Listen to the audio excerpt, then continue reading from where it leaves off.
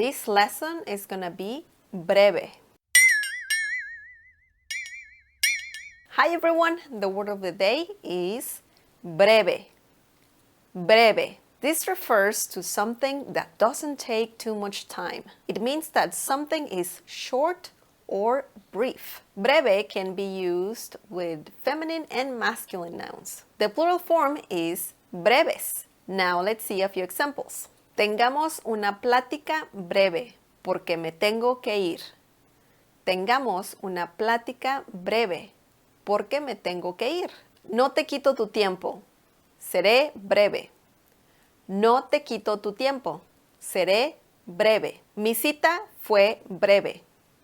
Mi cita fue breve.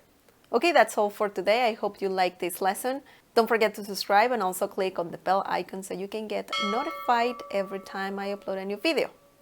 Support this channel by sharing this video with your friends and by giving the thumbs up. Okay, I'll see you next time. Bye!